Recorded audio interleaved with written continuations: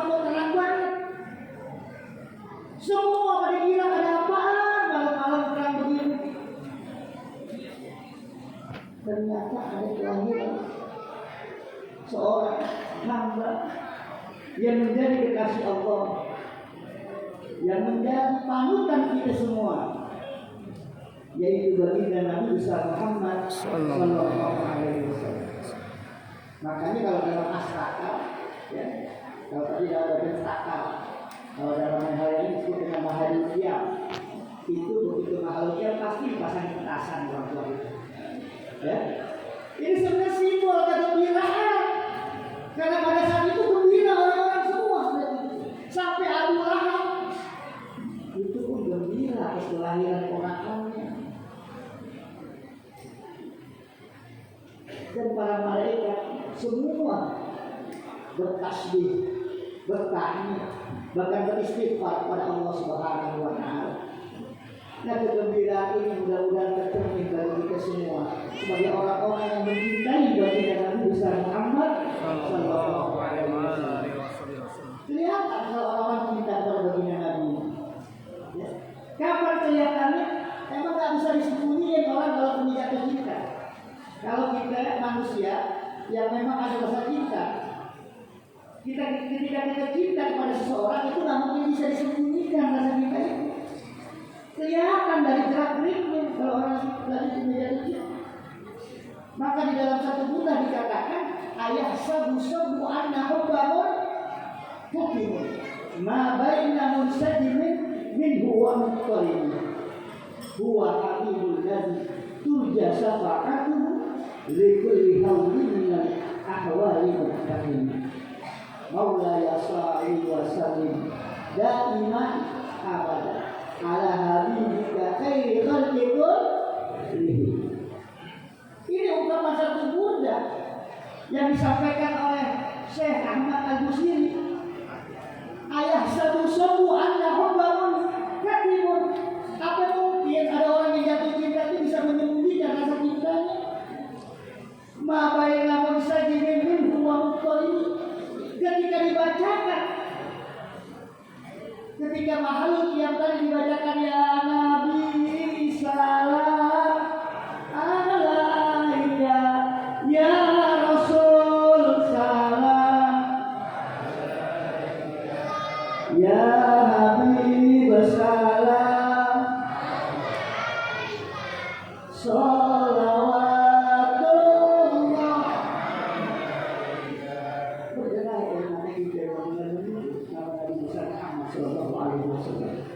Karena pada rasa cinta kita,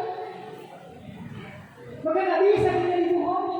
Maka yang paling inti daripada ucapan maulid adalah di saat mahalul qiyam tadi, ketika ada bacaan ya Nabi salam alaika, kita berdoa kepada Allah ya Rasulullah, aku rindu kepadamu ya Rasul. Palingnya waktu mahalul qiyam tidak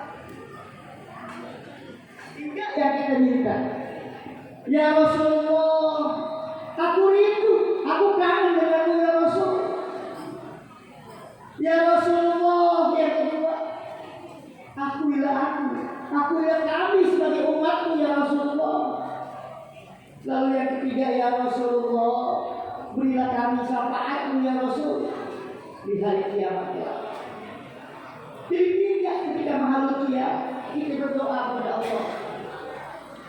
Ketika disebut ya Nabi salam alaika ya Rasulullah, aku rindu kepadamu ya Rasulullah. Ya Nabi salam alaika ya Rasulullah, akuilah kita sebagai umatmu ya Rasulullah. Kalau sekarang orang berburu tentang Suriah atau Suriah, kita menjadi akhir umatnya. Karena nanti di yaumil qiyamah itu begitu banyak jutaan orang, bahkan miliaran orang dari Nabi Adam sampai Nabi besar Muhammad sallallahu alaihi wasallam kumpul. Ada sahabat yang bertanya, apakah Rasul kenal itu? Kalau saudara-saudara saya tanya, kenal nggak Jokowi? Kenal, itu sudah kita. Yang jadi permasalahan, Jokowi kenal nggak kita? Belum tentu, paling kenalnya Pak Kosasi, ketua DKM. Ayah Pak Ustaz Ahmad Faisal, ketua RW-nya, emang kenal Ustaz Wahyu. Maka kita tanya dikenal. Apakah Rasul kenal kita? Maka Nabi pun memberikan sebuah sabda ini. Inna ummati yadkhuluna yawmal qiyamati ghurran muhajjalin min athari wudu. Jadi kata Rasulullah, nanti umatku akan aku panggil satu persatu. Jadi aja. Bagaimana kau menandai ini? Ghurran muhajjalin. Ada cahaya di situ. Dari apa? Min athari wudu. Dari bekas wudu kita. Itu yang akan membuatkan cahaya, mengandungkan cahaya yang akan dikenali oleh baginda Nabi besar Muhammad Sallallahu Alaihi Wasallam. Karena tadi yang saya katakan, huwa habibul ladzi turja syafa'atuhu likulli hawlin minal ahwali kahim. Engkau ya Rasulullah, kekasih Allah yang kita berharap turja syafa'atuh, kita berharap syafaatnya baginda Nabi besar Muhammad Sallallahu Alaihi Wasallam. Untuk apa? Likulli hawli minal ahwali mu'fahim. Karena pada saat itu orang kocar-kacir, gak ada yang bisa menyelamatkan dirinya masing-masing. Bahkan para nabi semua gak ada yang bisa menyelamatkan umatnya kecuali baginda Nabi besar Muhammad Sallallahu Alaihi Wasallam. Maka betul satu tema yang diberikan itu mempelajari akhlak Rasulullah Sallallahu Alaihi Wasallam untuk mewujudkan khairul ummah. Kita merasa bersyukur pada Allah Subhanahu wa taala dijadikan umat baginda Nabi besar Muhammad Sallallahu Alaihi Wasallam. Karena kenapa? Jangankan kita Nabi Musa aja itu pengen banget jadi umat Nabi. Ketika beliau bertanya kepada Allah, ya Rabb, apa yang membedakan aku dengan Nabi Muhammad Sallallahu Alaihi Wasallam, Nabi-Mu, kekasih? Maka Allah menjawab, ya Musa, engkau tak bisa dibandingkan dengan Muhammad kekasihku. Kenapa? Karena engkau melakukan sesuatu menunggu ridho. Sedangkan aku, kata Allah, melakukan sesuatu menunggu ridho dari Nabi besar Muhammad Sallallahu Alaihi Wasallam. Wala sawfa yu'tika rabbuka fatarda. Jadi Allah nunggu ridhonya. Sesungguhnya yang kau mau ya Muhammad, ya Allah. Permintaan Nabi cuma satu, la ahad min ummati yadkhuluna nar. Ya Allah, yang aku minta cuma satu, jangan sampai ada umatku yang telah masuk neraka. Pakar dok, masa Allah ridho. Makanya enak kita ada jaminan dari baginda Nabi besar Muhammad Sallallahu Alaihi Wasallam, kecuali yang tak mau. Ya, kullu ummati yadkhuluna al-jannata illa man aba. Lalu sahabat bertanya, wa may ya'ba ya Rasulullah? Siapa yang tak mau ya Rasul? Wa man ata'ani dakhala jannah wa man asani faqad aba. Kalau dia mengikuti, mencintai, mengikuti ajaran-ajaran, dia adalah orang-orang yang akan masuk surga. Tapi jika diingkar kepadanya, fakot abad, dialah yang tak mau. Oleh karena itu, ini merupakan bukti kecintaan kita kepada baginda Nabi besar Muhammad Sallallahu Alaihi Wasallam, dan mudah-mudahan kita diakui sebagai umat beliau. Mudah-mudahan kita diakui sebagai apa yang menjadi urusan beliau, dan kita mendapatkan syafaat dari baginda Nabi besar Muhammad Sallallahu Alaihi Wasallam. Lalu Nabi Musa mengatakan, kalau begitu cabut pangkat ulun, cabut pangkat saya ya Rasul, ya Allah, jadikanlah saya umat baginda Nabi besar Muhammad Sallallahu Alaihi Wasallam.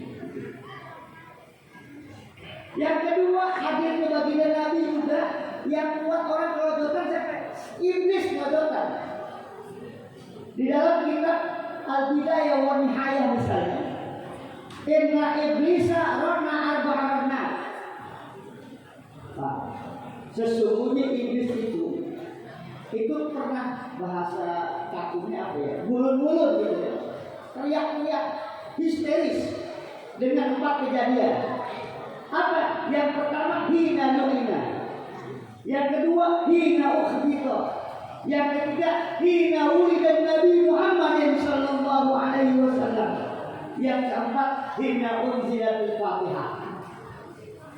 Jadi iblis itu pernah 4 kali histeris, mulut-mulut ngambek ceritanya. Karena iblis ini bagian daripada struktur malaikat. Nama malaikat itu malaikat Azazil, yang Allah berikan kelebihan luar biasa kepada iblis. Tapi kenapa dilaknat? Ketika Allah untuk memerintahkan untuk bersujud kepada Nabi Adam, menghormati Nabi Adam, dia mengatakan, nggak pantas dong. Masa saya sujud dengan begitu? Saya ini lebih bagus daripada Adam. Anak saya belum minggu. Kholak tani minan nar, kholak tahu min. Saya diciptakan dari api, sedangkan Adam dari tanah. Itu juga tanah sengketa. Kok ngapain orang begitu? Yang tidak di api lebih hebat. Maka Allah marah, hina. Allah laknat dia. Menjadi syirik, menjadi orang-orang yang terlaknat. Lalu yang kedua, iblis itu juga mulut-mulut apa? Hina itu ketika dia diusir dari surga dan mampir ke bumi. Maka itu mulut-mulut. Kata aku yang terbaik sebagai hamba-Mu ya Allah. Dia apa aja. Didibutin apa yang Allah perintahkan dan mempunyai kelebihan yang luar biasa iblis. Tapi kenapa Allah laknat dia lalu Allah turunkan? Karena satu, kesombongannya, merasa lebih pintar, merasa lebih baik, merasa lebih pantas. Jadi kalau ada orang-orang yang merasa lebih dari kita, itu jangan dia dong, gue lebih pantas. Hai, pengikutnya. Jangan dia dong, dia tak pantas terus itu. Karena merasa lebih pintar, merasa lebih hebat, merasa lebih mulia. Lalu yang ketiga, iblis itu juga pernah histeris. Kenapa? Dia histeris ketika dinawuri dan Nabi Muhammad sallallahu alaihi wasallam. Ketika Nabi besar Muhammad sallallahu alaihi wasallam dilahirkan, dia nangis gitu Pak. Dia nangis. Kenapa dia lahir lagi Nabi Muhammad itu? Sia-sia. Karena tugas saya cuma menggoda umat manusia. Nabi Adam kena goda, Nabi Nuh kena, semua nabi habis kena. Tapi begitu baginda Nabi besar Muhammad sallallahu alaihi wasallam, ini yang bikin capek kata dia. Udah godain umatnya. Orang satu digodai dari mudanya, brengsek segala macam. Begitu akhir hayatnya dia bandar. Allah ampuni dosanya. Sia-sia itu saya bilang ya. Gua udah giring-giring ke sini. Begitu masuk ke Miftahul Jannah, ketemu posasi jadi orang benar dia. Udah gak ada lagi dari teman kita berempat. Yang begadang yang paling berempat dan gak ada lagi main di musola mulu, main di masjid mulu. Bahkan akhir dari kalimatnya, dari sebuah hayat kita, ketika kita akhir kalimat dari hayat kita mengatakan La ilaha illallah Muhammadur Rasulullah, dakhalul. Sia-sia jadi setan godain kita. Udah umurnya paling dikit dari nasib kita wassabi, tapi melakukan pahalanya luar biasa. Dia sembahyang jamaah bisa 20 ribu. Dia ngikutin maulid, dia akan keberkahan. Ya. Dia ikut sholat tarawih, begitu dapat dia Qadar, sama lagi. Subhanallah, begitu banyak pahala yang diberikan Allah Subhanahu wa taala kepada umat Nabi Muhammad. Maka sedang putus asa setan itu. Iblis itu menggoda kita. Dia zomul dari kita runtuh lagi enggak jadi lagi. Makanya dia histeris dinawuri dan Nabi Muhammad sallallahu alaihi wasallam. Karena memang Allah Subhanahu wa taala menutup betul aib-aib kita. Kata Allah dalam sebuah hadis kutsinya, askurka wa la tahsau. Azkurka wa anta tansawni. Astahiminka wa anta la tastahimini. Man a'zama minni juda. Faman alladhi yaqra'u babi fala taqtahuda. Wa man alladhi yas'aluni fala mu'ti. Abkhilun ana fayubkhalu alayya 'abdi. Jadi kata Allah Subhanahu wa taala, engkau ini semua umat Nabi kebanyakan bisa begini, saya bisa begini karena aib saya ditutupin Allah. Bapak-bapak bisa hadir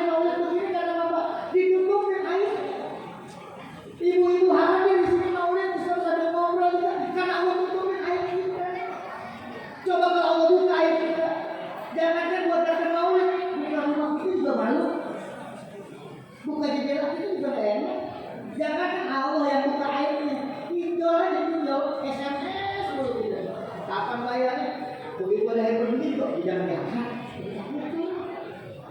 Kok keluar dari orang ya?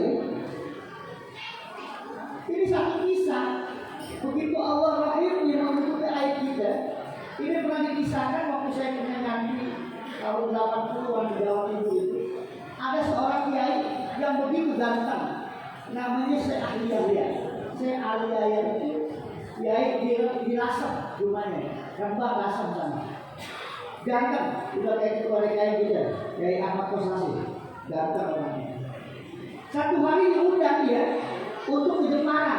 Ada yang maulid, orang Jepara ada yang maulid, diundanglah Kiai Ali Yahya itu perawakan tinggi, putih, ganteng orang barat. Karena jalan dari Lasem dia Selasa. Di mobil dibuka kacamatanya, ditaruh pecinya, ditaruh sorbannya, dipakai kacamata itu. Duduk di mobil. Di tengah jalan, di stopin SK. Om ikut dong. Mau mana? Ikut dong om. Ayo silakan. Jadi langsung dulu masuk itu PSK, langsung masuk ke dalam mobil. Di mobil itu PSK ngomong terus. Oh kita mau kemana om? Oh ganteng banget sih om. Itu kiai diam. Ya kita ikut aja. Kamu mau ikut kan? Diam om. Ya udah ikut aja. Om mau shortkan atau longkan om? Saya mau jadi om. Ya begitu aja. Mau nginep di mana juga saya siap om. Jadi jangan maju kayak.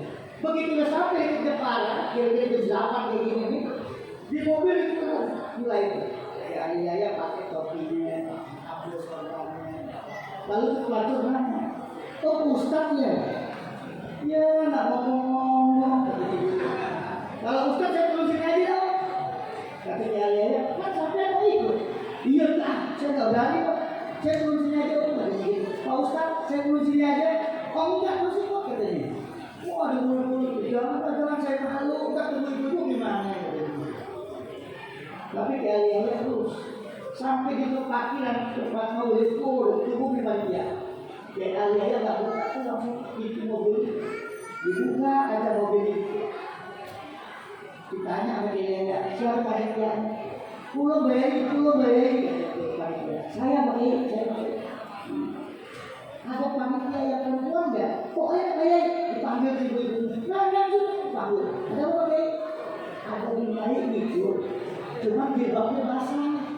Ada yang bisa diminum jilbab? Oh dia ada apa kayak? Buru-buru ibu-ibu ngambil jilbabnya. Yang mana itu silakan itu saya. Berarti Alia kasih jilbab pakai jilbab terus dipakai. Selesai rapi baru turun. Si Alia turun itu pelacur juga turun. Disambut oleh ibu-ibu. Waduh nyai, kata ibu-ibu. Ayo tenang, dicium tangannya ulang balik. Itu pelacur ngomong, ada dicium tangannya, ditenteng ke ibu-ibu. Begitu mau minum dibukain, ini biarin nyai. Ada orang bawa anak kecil nangis-nangis, nyai doain. Semua datang, nasi makanan. Begitu makan jeruk, kasih dimakannya semuanya. Ini untuk lagi begitu dihormati. Selesai itu acara, maka pulang. Pulang ya orang pelatur tadi. Sampai di mobil itu pelatur nangis. Saya bersyukur karena begitu rahman dan rahimnya Allah menutupi aib saya. Kalau ada kata Allah buka aib saya, belum jangan sampai situ. Udah di depak kita mau ngapain lagi di Ustaz? Nggak mati. Udah begitu. Tapi karena Allah tutupin aibnya. Tidak kelihatan orang itu kaya. Yang berpakaian seperti itu makanya Allah katakan asyurka wala tahsyawun. Aku tutupin aibmu tapi kau tidak merasa ini sebuah kebaikan. Ini sebuah prestasi yang luar biasa.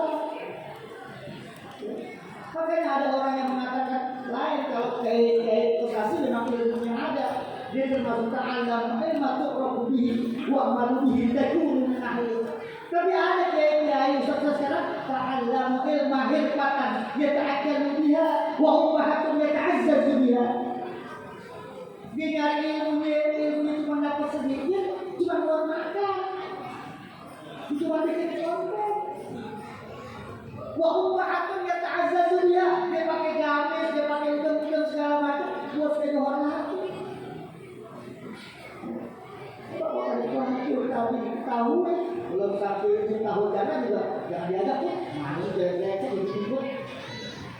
Allah tutupin. Maka kata Allah, asturu wa la tahsawi. Aku tutupi aibnya, tapi kau tak merasa itu adalah sesuatu kelebihan yang luar biasa. Asturu wa anta tahsawi. Aku ingin betul kata Allah kepadamu, hai umat Nabi Muhammad, tapi kau lupa padaku. Astahi minka wa anta la tastahi minni. Aku malu kata Allah kepadamu, wahai umat Rasul, tapi kau tak pernah malu kepadaku, kata Allah. Kau melakukan maksiat dengan asik ngomong, oh begitu ya, tawa. Udah bohongin orang, ketawa lagi sampai bilang. Itu kalau nggak bohongin dia, nggak bisa gitu. Allah malu, ini kita dari itu tidak pernah malu Allah. Man a'zama minni juga kata Allah, siapa yang lebih hebat dalam hidup? Paman zalazi yang terubah di malam abdahullah. Siapa ada yang mengetuk pintuku kata Allah? Tidak pernah ada yang buka, aku bukain. Wa man zalazi yas'alu di malam abdah. Siapa ada yang minta dari itu, aku akan kasih. Tidak ada yang aku tolak. Abakhirun ana wa yubkhalu alaihi abdi. Apakah aku pelit kata Allah? Kok hambaku pelit? Kok umat aku pelit? Untuk beristighfar kepada Allah Subhanahu wa taala.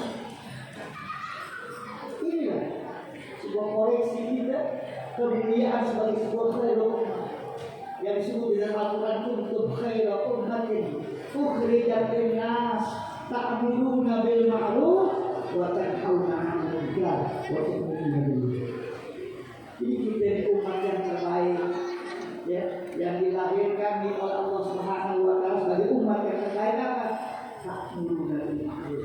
Kita ngajak kebaikan kepada saudara-saudara. Kita ajak saudara-saudara kita untuk melakukan kebaikan. Dibentuklah daripada semua kita untuk beriman kepada Allah Subhanahu wa taala. Hadirin yang dimuliakan Allah Subhanahu wa taala. Bicara kita cinta kepada baginda Nabi itu luar biasa. Baginda Nabi Muhammad sallallahu alaihi wasallam itu ahsanul khalqan wa khuluqan. Sebaik-baik manusia yang jasadnya baik, bodinya bagus, ganteng itu luar biasa. Dan semulia-mulia akhlaknya. Maka kata Allah Subhanahu wa taala di dalam Al-Qur'an, laqad kana lakum fi Rasulillahi uswatun hasanah.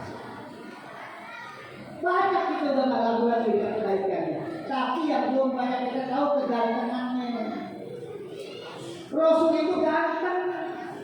Kalau dibilang Nabi Yusuf itu adalah Nabi yang paling ganteng, belum setengahnya Nabi Muhammad sallallahu alaihi wasallam. Itu pernah diungkapkan oleh seorang penyair terkenal yang bernama Hasan bin Sabit. Jadi dulu kebiasaan orang Arab itu yang dimuliakan bukan ustaz, tapi penyair. Penyair kalau ada kata bikin syair bagus, itu akan ditempel di dinding Ka'bah sejazirah Arab. Nah kayak tadi nih, antum melakukan maulid, bacanya rawinya Rawi Barzanji. Itu Rawi Barzanji adalah satu-satunya rawi sejarah Nabi yang secara bahasa itu luar biasa. Karena nggak ada bisa ngalahin. Dulu ketika Salahuddin Al-Ayyubi mau ngambil maulid, siapa yang bisa bikin sirah nabawiyah sejarah Nabi? Ya, kalau baca kitab itu 16 jilid, siapa yang bisa ringkas? Maka yang bisa ringkas adalah Syekh Ja'far Al-Barjani. Diringkas sejarah Nabi. Siapa yang bisa ringkas? Dia bisa meringkas lagi orang-orang bertahuliana. Maka nggak bakal lama. Baca maulid Nabi seberapa jam kelar. Kalau baca kita dari kitabnya 16 jilid kali tahu. Ya. Nah kita belajar tafsir Jalalain aja setahun ke hatam-hatam. Nah ini yang luar biasa. Jadi dulu adalah orang ahli syair yang dimuliakan. Ada seorang ahli syair yang bernama Hasan bin Sabit. Ketika itu orang-orang kafir Quraisy, Bapak Ibu sekalian, orang kafir Quraisy itu udah putus asa, ngajak perang sama Rasul kalah terus. Ini apa yang mesti kita lakukan? Oh ada, jangan perang yang begitu, tapi Ghazul Fikri, perang pemikiran. Kalau orang diserang pikirannya, itu rata-rata jangankan buat berdiri, buat jongkok aja susah. Kalau pikiran kita diserang, itu luar biasa. Siapa yang bisa bikin Said? Ada yang terkenal namanya Hasan bin Sabit. Maka dipanggil Hasan bin Sabit oleh pemuka-pemuka Quraisy. Ya Hasan bin Sabit datang di situ. Berapa bayarannya? Pada saat itu bayarannya kira-kira taruhlah 100 juta sekali bikin Said. Tapi kafir Quraisy, pemuka Quraisy, gua bayar 2 kali 200 juta. Oh, Hasan bin Sabit boleh. Nih, di DP 100 juta. Begitu selesai, nanti gue kasih lagi 100 juta. Baik. Saya mesti kritik siapa ini? Ada yang mesti kritik yang bernama Muhammad. Baik, kata Hasan bin Sabit. Lalu kata orang-orang kafir Quraisy tanya lagi, kira-kira berapa hari kau bisa bikin tulisan, bikin saya yang buat jatuhin Nabi Muhammad? Kata beliau, ya, mau sampai berapa kali? Sekarang kali. Kelebetan juga, gue melihat itu juga bisa. Oh, lihat ini, melihat aja sini, baik, tadi bilang, kapan? Besok kumpul tuh orang kafir Quraisy dengan pemuka-pemuka yang Hasan bin Sabit.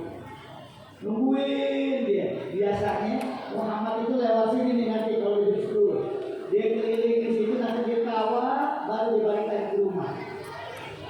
Dari jam 9 udah kumpul tuh orang-orang kafir Quraisy sama Hasan bin Sabit. Hasan bin Sabit udah pegang pulpen aja di kertas. Mana orangnya? Belum, tungguin. Mana yang mau dikritik? Kita lewat. Tatkala baginda Nabi besar Muhammad Sallallahu Alaihi Wasallam lewat, baru di Rasulullah dikasih tahu itu tuh yang mesti dikritik. Siapa itu? Itu yang pakai gamis putih, pakai seragam hijau. Iya itu. Yang mana orangnya? Itu tuh yang lagi jalan ke Hasan bin Sabit. Mengikuti tuh di belakang Nabi. Nah, begitu Nabi mau tahu, dia balik ke kafir Quraisy. Apa itu? Gua balikin ke duit tuh. Nah, bukankah gua punya yang terkenal? Gua nggak sanggup. Gimana nggak sanggup? Anda punya yang terkenal, gua bikin saya aja nggak bisa buat satu orang itu. Nggak sanggup. Tadi ada saya lihat nulis itu nulis apa? Bagaimana saya mau nulis kata dia? Lamma ra'aitu anwarahu sat'at wa wada'tu min hikmati kabbi ala basar khawfan ala basar min husni suratih falastu anzurhu illa ala qadrih ruhun minan nur fi jismi minal qamar kahilyatin nusidat min anjuri zuhri wa ahsanu min kalam taraktul ayni wa ajmalu min kalam talibun nisa urikta mubarra'an min kulli aynin ka'annaka qad khuliqta kama tasha. Jadi ternyata Hasan bin Sabit itu gak bisa nulis kejelekan baginda Nabi.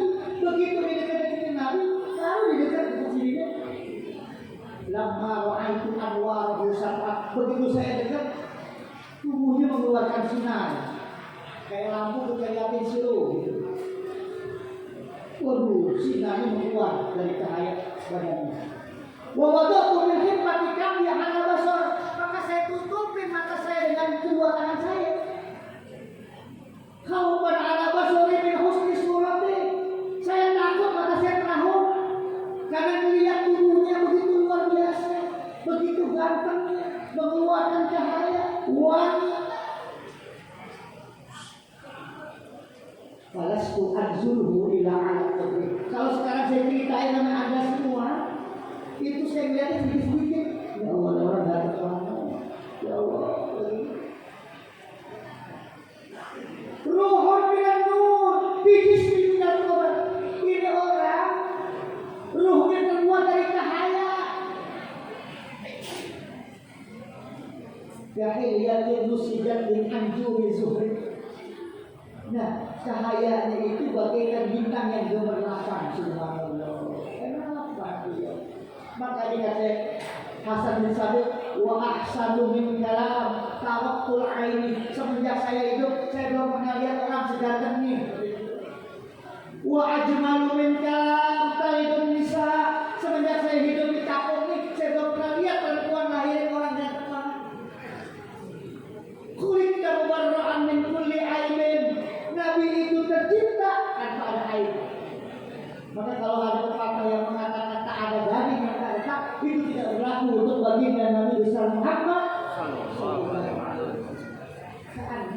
kulit tekan atasnya, sebagaimana dia mau bikin dirinya sendiri. Maka isyhadu anna Muhammadar Rasulullah. Itulah langsung Hasan bin Sabit dia masuk Islam karena melihat kedatangan. Bukan sekedar akhlaknya.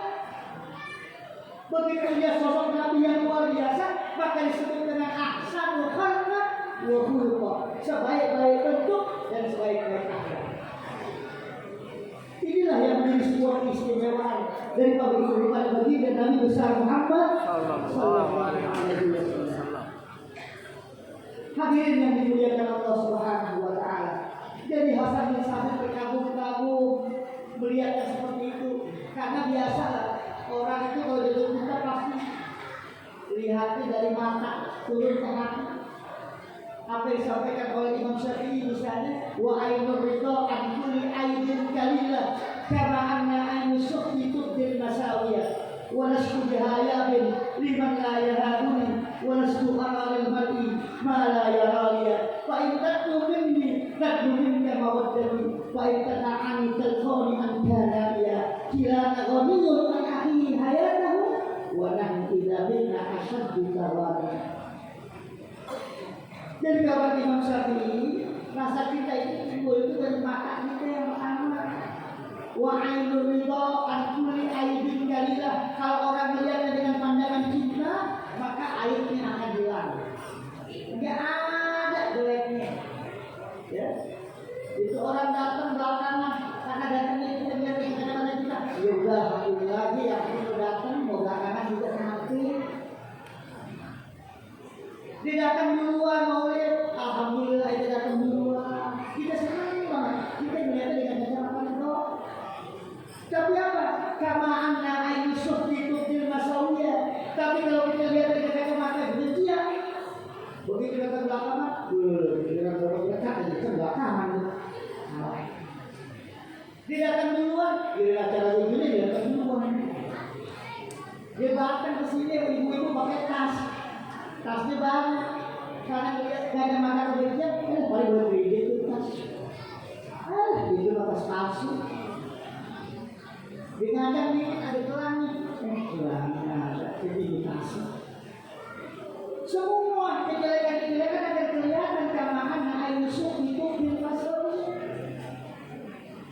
Karena ketika mau mendapatkan sebuah kecintaan, maka yang perlu kita lihat adalah penglihatan yang baik, rasa husnuzon kepada orang, maka kelihatan enak. Begitu juga untuk menjalin rumah tangga yang sakinah mawaddah warahmah, itu nggak ada lagi lain. Yang pertama, wa ainur ridha an kulli aibin kalilah. Melihat laki yang perempuan harus penuh dengan kecintaan. Jangan laki baru pulang, udah diomelin aja. Dari mana lagi suruhan? Lu nggak tahu kalau nggak ada mana? Enggak, lu tahu mana dekatnya? Panggil dari mana? Lu aja di mana mas ya? Udah akan selesai. Makanya kata Imam Ali, kalau bina rumah tangga yang sakinah mawaddah warahmah, paling enggak adalah dohukon iza waladah, sikitan iza kharaja, akilan na wajada ghairu sa'irin mabkamudah. Adanya ada 4 hal Pak. Membina rumah tangga yang baik kata Imam Ali, ya, kepada bapak-bapak sekalian apa? Dohukon iza waladah, bikin jadi pelawak Pak di rumah, bikin senang istri kita, bikin senang anak kita. Jangan bawa urusan kantor yang di luar dibawa ke masuk rumah, jangan. Jadi kita nggak tahu apa-apa. Yang kita bikin kesel teman kita di kantor, gua gede banget teman gua. Begitu masuk rumah, bini kita dimarahin, anak kita dimarahin, jangan. Dohu koriza walaja, bikin senang istri kita, walaupun kita pergi di luar. Gak perlu dia tahu khusus hati kita kayak duit, tapi bikin senang di rumah tangga itu. Dohu koriza walaja, sikitan iza kharaja. Kalau di luar jangan banyak ngomong, diam aja. Jangan jelek-jelekin istri kita. Istri kalau keluar jangan jelek-jelekin suami kita. Karena kita berdua itu adalah hunna libasul lakum wa antum libasul. Islam mengibaratkan kita ini rumah tangga Istri kita adalah pakaian kita, kita adalah pakaian istri kita. Apa yang filosofi pakaian? Filosofi pakaian itu adalah yang pertama satrul aurat, untuk menutupin aurat. Coba kalian datang di sini nggak pakai baju semua, kira-kira, datang nggak pakai baju, apalagi ibu-ibu datang nggak pakai baju semua, auratnya nggak ditutup misalnya, penuh ya kawan, cuma negeri keramat ya, nggak pakai baju, ibu-ibu depan ya nggak pakai baju. Jadi urusannya adalah lisatri aurat, yakni untuk menutupin aurat. Yang kedua litazani, buat mantes-mantesin, buat keindahan. Ya, kalau laki kita keluar pakaiannya rapi, itu yang cakep bukan laki doang, pasti dia dirinya lagi banget ditulis kain, rapi banget itu ini. Istri kita juga gitu kalau keluar, istri kita pakaiannya agak rapi dan segala macam, rapinya emang rapi banget tuh. Jangan dia keluar pakai daster yang ada bolong segala, emang laki nggak mulai. Kalau dulu di Mampang, itu air keluarga itu, air rumah tangga yang tahu cuma tukang sayur, ada tukang kredit. Kalau saya ada tukang kredit, tahu banget itu kenapa itu. Itu biasa kominya lakinya nggak pulang-pulang, dia tahu. Dia belum bayar tuh, butang mulu, dia tahu. Tapi kalau sekarang bukan tukang sayur dan kredit, begitu dia kesel, dibikin di Facebook di status. Dia gede banget kamar laki dulu. Bukan kita begitu doang yang tahu, sebelumnya tahu dia lagi gede kendaraan. Butuh tongkat sebagai pembimbing perjalanan keluarga. Kalau laki itu sudah banyak juga. Makanya kalau di luar sekitar kita keluarga itu juga nggak boleh banyak ngomong tentang air keluarga. Yang ketiga, ghairul kayak akilah mawajada, makan apa ada yang ada pun. Jangan macam-macam. Ya, yang kita punya kita lakukan itu yang kita makan. Jangan ngomong, ternyata tempe bisa bikin darah tinggi. Kenapa itu? Tempe mulu tiap hari. Dia marah-marah. Pulang lagi. Dirinya tanya, lu ngasih duit tuh bang? Kagak. Kagak marah-marah. Akilah mau aja ada makan apa adanya. Yang kita mampu, yang kita segala macam, gak usah sok-sokan. Lalu yang keempat adalah ghairu sa'ilin maqtahoda. Jangan banyak nanya pada yang masa lalu. Kalau emang lagi kita dulu yang depan banyak, kita lah pemenangnya. Begitu kita dengan dari mantan ya, dari mantan ya, gak usah ngomong gitu. Kalau yang bikin berantem kita lagi enak-enak, kalau handphone dia tuh gimana? Ya. Ini yang jadi kira-kira yang dahulu udah. Lantar jika ayat dalam ibadah tidak akan kembali hari-hari yang berkali. Sudah. Yang ada inilah yang mesti kita sebut. Itulah sebuah cerminan daripada umat baginda Nabi Muhammad Sallallahu Alaihi Wasallam.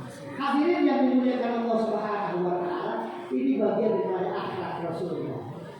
Jadi begitu luar biasanya baginda Nabi mengajarkan kepada kita, yang mudah-mudahan kita mendapatkan syafaat dari baginda Nabi Muhammad Sallallahu Alaihi Wasallam. Inilah mungkin yang dapat saya sampaikan. Sekali lagi saya mengutip daripada segala macam suara syair-syair yang berkumandang terutama di burda yang memang menjadi sebuah kegembiraan Nabi ketika dipuji oleh para sahabat. Ada Ta'aqib Suhail, ada Hasan bin Sabit yang memuji Nabi sampai dikasih keburdaannya. Selimut Nabi, maka dikenal syair ini namanya syair burda. Begitulah baginda Nabi Muhammad Sallallahu Alaihi Wasallam memberikan pelajaran kepada kita semua. Harapan kita semua mudah-mudahan tadi dalam hal yang kita berdoa dan kita rindu kepada baginda Nabi Muhammad Sallallahu Alaihi Wasallam. Mudah-mudahan kita bisa ditemukan oleh baginda Nabi, walaupun cuma di dalam mimpi. Kenapa? Karena orang yang bermimpi ketemu dengan Rasulullah itu jelas. Ya. Man ro'ani fil manam, kata Nabi, faqad ro'ani haqqo. Siapa orang yang bermimpi tentangku, bertemu dalam mimpi denganku, kata Rasul, maka sesungguhnya bermimpi dengan aku. Karena tidak ada pun makhluk yang bisa menyerupai baginda Nabi besar Muhammad Sallallahu Alaihi Wasallam. Yang lain bisa disalu-saluin. Oh, saya ketemu si Abdul Qadir Jailani. Oh, saya ketemu itu segala macam bisa. Ya. Gimana itu? Oh, ini dalam mimpi saya begini. Padahal yang katanya begini. Sama ketika si Abdul Qadir Jailani ketika begitu lagi wirid dengan sujudnya, lalu datang iblis. Ana rabbuk, ahuhillah mahal kepada. Si Abdul Qadir Jailani, saya Tuhanmu, kata iblis tadi. Dan hari ini aku halalkan semua yang haram itu. Waduh, itu kalau lagi wirid bersuara kayak gitu, waduh, udah main senang. Tapi si Abdul Qadir Jailani nggak kayak gitu. Masih iblis. Setelah saya yang diharamkan Allah bisa dihalalkan. Nabi Muhammad yang luar biasa hebatnya, nggak pernah Allah mengucapkan dihalalkan yang haram. Lalu si Abdul Qadir ini pasti dengan Allah. Isna ya lain, pergi ke wahai penduduk. Disambit itu, ternyata itu yang datang adalah iblis, ya, yang godai. Makanya kadang-kadang orang merasa dalam mimpi itu, waduh, kalau ketemu sama itu saya boleh, ini hasil mimpi saya ini, dia bikin kuburan ini bikin jalan. Karena yang bisa benar-benar mimpi ketemu Rasul itu. Kalau orang ketemu Nabi yang tidak mimpi, maka dia betul-betul mimpi. Karena siapapun tidak bisa menilai. Jadi kalau yang lain, Masya Allah masih bisa dilakukan. Ya, si Abdul Qadir Jailani yang betul, nggak mungkin setelah saya masih Allah menghalalkan yang haram. Nabi Muhammad SAW luar biasa saja, nggak pernah Allah menghalalkan. Makanya jangan tipu. Kadang-kadang orang yang nggak pernah melakukan syariat, anak wali misalnya, dia sholat kagak, dia mandi kagak. Dan Nabi yang udah kayak gitu masih tetap melakukan syariat, dia sholat bahkan Nabi beristighfar. Satu hari satu malam itu 100 kali. Itu Nabi. Ini yang model kayak gitu kita mau boleh berarti kalau main. Jangan tipu sama yang begitu. Ya. Tunjukkan sesuatu itu karena al-adil huwal ladina liman la akhlala. Agama Islam itu adalah agama yang pakai pikiran. Kalau nggak masuk akal, nggak masuk pikiran jangan diterima. Karena orang yang beragama itu yang akil balik. Makanya diwajibkan itu yang berakil dan balik. Dia punya konsensus akalnya, mengerti. Orang gila, kuliah, bebas. Yang dibebaskan dalam bidang beragama itu cuma 3. As-sobiyu hatta baligha, an-na'imu hatta istayqadha. Satu lagi adalah al-maridu hatta yasqi. Jadi orang yang mungkin tidak mungkin dicatat kejelekannya itu 3. Yang pertama anak kecil sebelum balik dia mau lakuin apa aja Allah katakan. Malaikat katakan kejelekan. Yang kedua an-na'imu hatta istayqadha. Orang tidur sampai dia bangun. Misalnya tidur nih ini hari Minggu, bangunnya hari Selasa, hari Senin dengan sholat segala macam dalam hari jalan. Ya. Atau tidurnya di hari, bangunnya di Minggu besok, tapi Minggu nggak ada berarti. Kecuali bangunnya dia nggak mau, bangun, ada tidur lagi, itu lain. Ya. Ada tidur misalnya kenalnya, yang dilihat nggak mungkin sekarang. Yang ketiga, ya al-maridu hatta yasqi. Orang gila sampai sembuh. Jadi kesempatan yang bisa kita lakukan tidak dicatat kejelekan kita oleh Allah Subhanahu wa taala, yaitu kita jadi orang gila. Anak kecil enggak mungkin berbalik sekarang. Kalau tidur enggak mungkin, jangankan tidur di rumah. Ya. Untuk berhari-hari baru sejam juga anak kecil bangun. Bahkan ada orang yang senangnya kalau tidurnya di majelis taklim. Maka kalau ada orang yang tidur di majelis taklim jangan dibangunin, kenapa? Di rumah susah lagi tidur. Baru rebahan dikit, ini colek, baru rebahan dikit, anaknya ngomong. Kalau di majelis taklim ya enak tidur. Pulang-pulang udah dapat makanan. Udah itu hati tenang lagi. Kan Nabi bilang gitu. Wa majtama'a qaumun fi baitin min buyutillah yatluna kitab Allah wa yatadarrasunahu bainahum illa nazalat alaihim as-sakinah wa ghasyiyatuhum ar-rahmah. Ya, haqqahumul malaikah wa zakarullah Jadi orang yang datang di majelis ilmu pada hari ini kata Allah, ya kata Nabi itu di dalamnya dia baca Al-Quran, dia ada ceramah-ceramah kayak gini, munakosa, tadarus, dan kita belajar ilmuwan. Karena ilmu itu al ilmu bidasi koma wartafah. Ilmu itu mesti dipelajarin.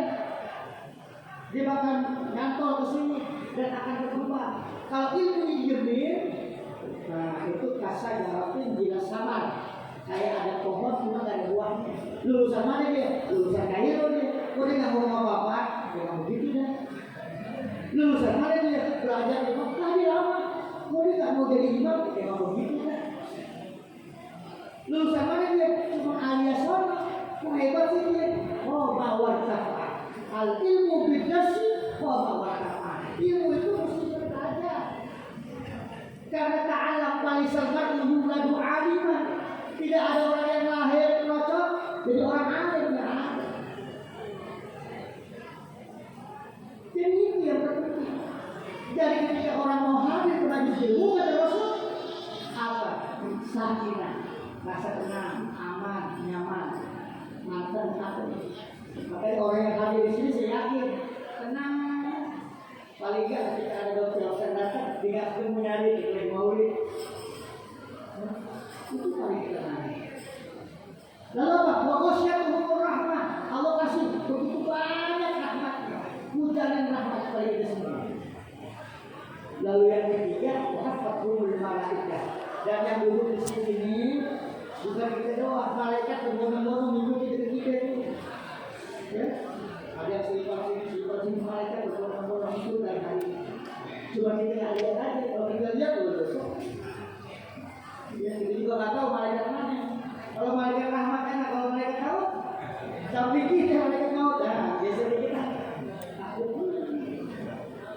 Lalu yang terakhir, wazakarahumullah fi ma'indah. Allah suruh catat, ya, banggain tuh para malaikat. Para malaikat lihat nih, orang-orang yang ada di Bentahul Jannah lagi ngadain maulid. Catat siapa yang hadir. No, yang bodoh catat, ini nggak ikut. Catat dia bikin kopi tadi. Itu juga catat dia. Dia yang berpesan di masjid tadi, walaupun dia di belakang. Tapi nggak ngapa-ngapain, catat. Dia dibantu, semua yang bantu dicatat dan dibanggain Allah kepada para malaikat. Maka yang hadir di sini luar biasa, merupakan keindahan rahmat dari Allah Subhanahu Wa Taala kepada kita. Karena jangankan kayak gitu, ada orang samping rumahnya samping masjid, dengan kayak gini udah nggak mau datang. Ada yang itu cukup ini, nggak dengar apa-apa. Oleh karena itu, mari kita merasa bersyukur kepada Allah Subhanahu Wa Taala dan berharap menjadi umat baginda Nabi Islam Muhammad Sallallahu Alaihi Wasallam. Ini yang kami sampaikan. Ada Allah wa iyyakum ajma'in. Assalamualaikum warahmatullahi wabarakatuh.